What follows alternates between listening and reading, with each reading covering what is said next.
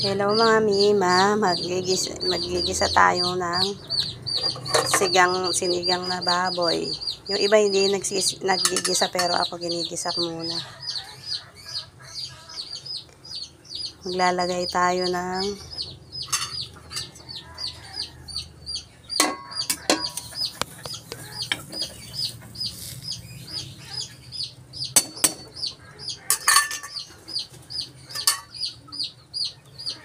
lalagay ko ng lahat. Wala akong tagahawak ng camera kaya sabay-sabay na.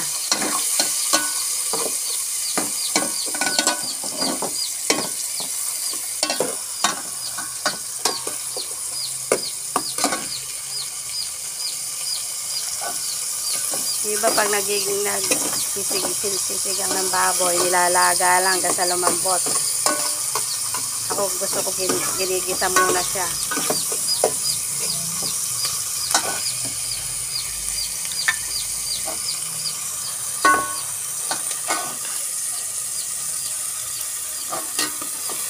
Tayin lang natin siyang mag-light brown bago natin lagay yung karne.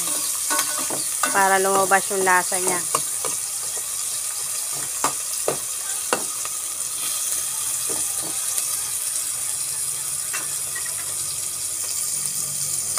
Yan mga Mima, lagay na natin yung patis.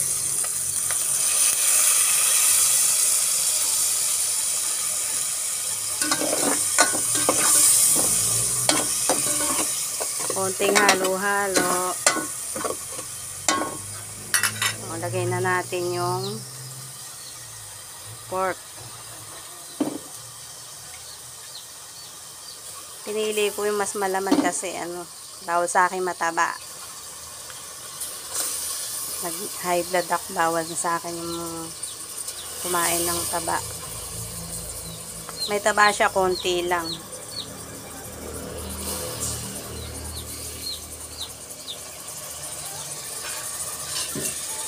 Halo-halo.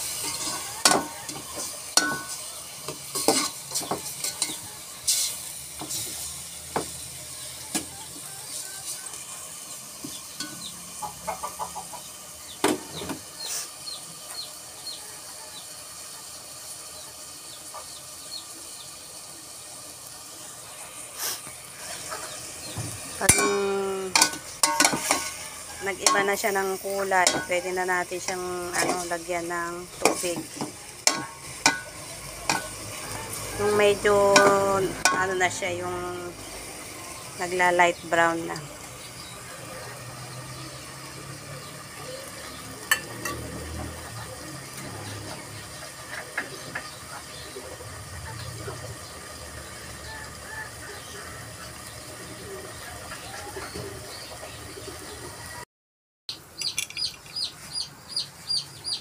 Ayan, nag-light brown na siya. Lalagyan natin siya ng tubig.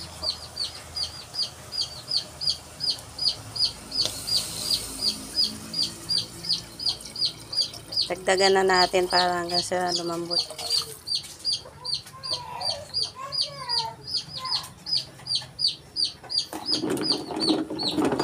Sasabay ko na rin yung ating fresh na sampalok. Pag lumambot siya, hanguin ko na lang siya para pigain ko. Mas masarap kasi yung fresh na sampalok kaysa sa sinigang mix. Kinuha lang namin to sa puno kaya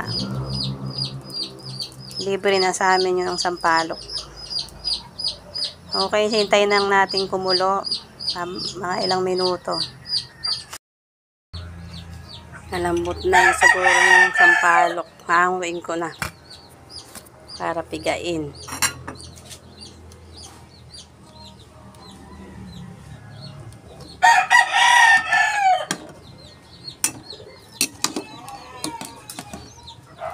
Mamaya ako na ito lalagay pag malambot na yung karne. Nahango ko lang.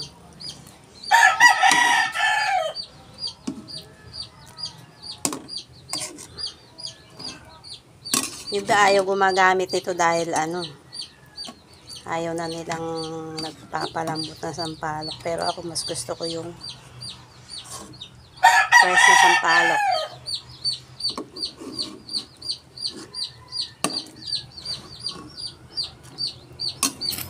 Lalo na din sa probinsya namin, pag may puno ka ng sampalok, makakalibre ka na ng pang-asim.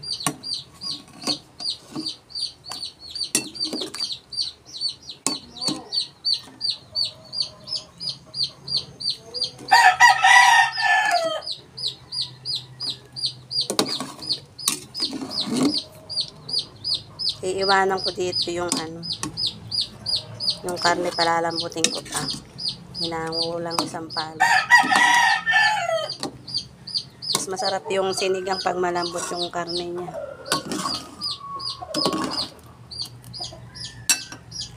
Takpan muna natin siya uli. Mga ilang minuto pa. Po, nilagay ko na ibang gulay. Nalagay ko na rin po yung talbos.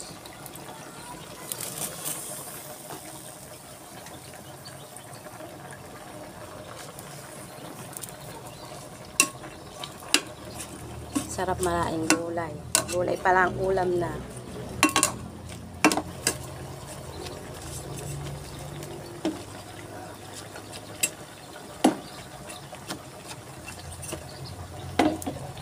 Lalagay na rin natin yung sampalok na piniga.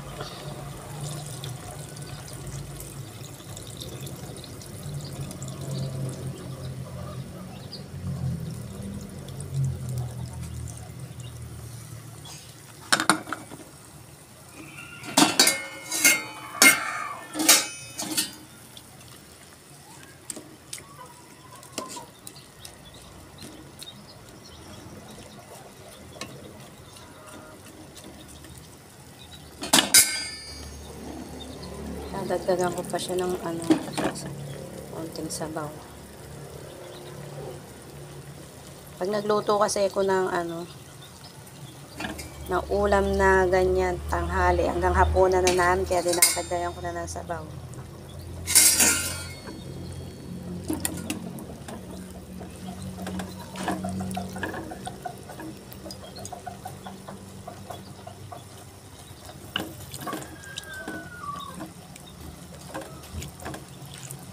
May iba ayaw nag-uulit ng ulam. Pag inulam na sa tanghali, ayaw na sa hapunan. Pero kami, para makatipid ang mga nanay, gagawa ng paraan. Nasanay na rin yung mga anak ko sa ganun. Kaya okay naman sa kanila. Sasalain natin.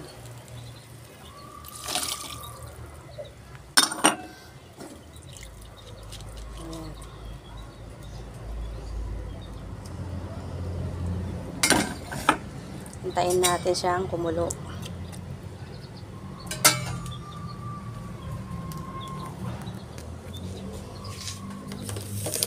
Okay. Lagyan natin siya ng asin. Wala pa itong asin, kaya medyo madaay-daay na rin akong ilagay. Pero okay lang yan. Maasim to kailangan. Medyo madaming asin ang kailangan.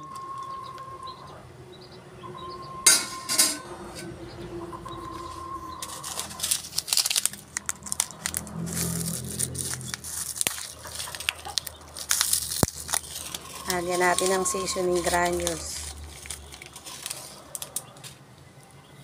Pakuluin natin. Pakuluin natin ng amima.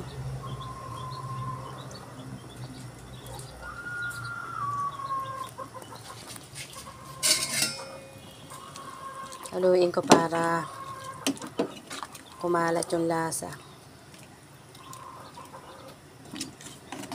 Ano oras umaalis si tatay? Pakukuluin lang natin. Tayo natin siya. Malapit na to. Isang kulo na lang. Takpan muna natin para agad siyang kumulo.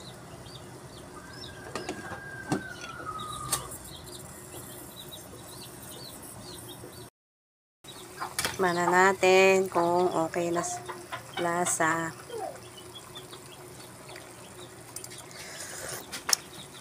Wow, okay na okay na. Pwede na to mga mima. Kakain na kami. Bye-bye. See you next vlog.